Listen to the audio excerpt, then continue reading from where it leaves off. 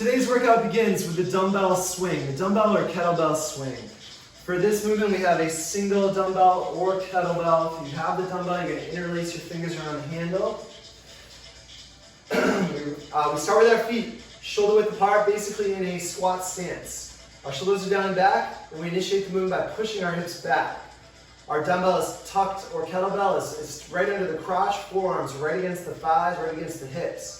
From here, we're going to aggressively thrust our hips forward and up and reach all the way up. When you have that object overhead, make sure you're squeezing your butt under you, squeezing, bracing your abs. From there, we want to lean back slightly as we bring this dumbbell down, dumbbell or kettlebell, and push our hips back right into the position for the next movement. Now we're sequencing this movement. As soon as that dumbbell or kettlebell comes down, you're right back up. So as soon as those hips go back, they thrust forward and up again. Now if you don't have a dumbbell or kettlebell, you could be doing this swing with a loaded bag or even a weight plate.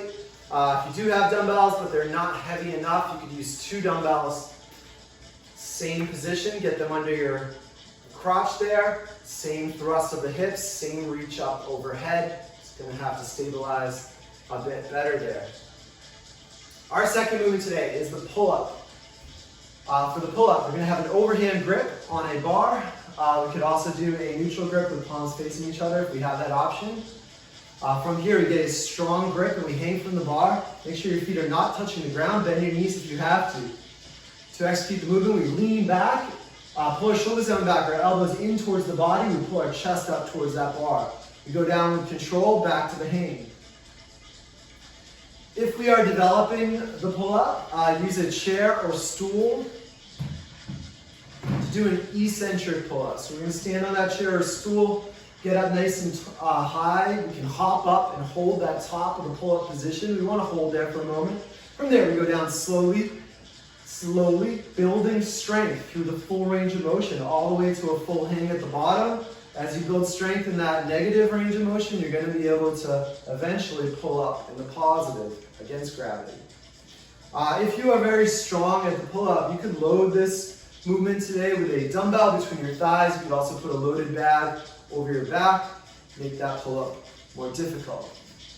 Our alternative for the pull-up today, if you don't have a bar, but you do have some dumbbells or some other object you can row, we're going to do a single arm row. So we take the dumbbell, we set our feet in a squat stance, basically. We push our hips back and bring our free arm elbow to the thigh so that we're posted up on that thigh with the arm. It helps us more comfortably stay bent over in this flat back position.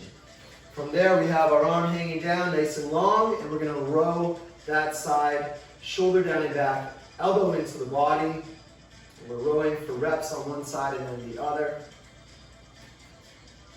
Just like that. Keep your feet wide apart so your legs aren't impeding your row.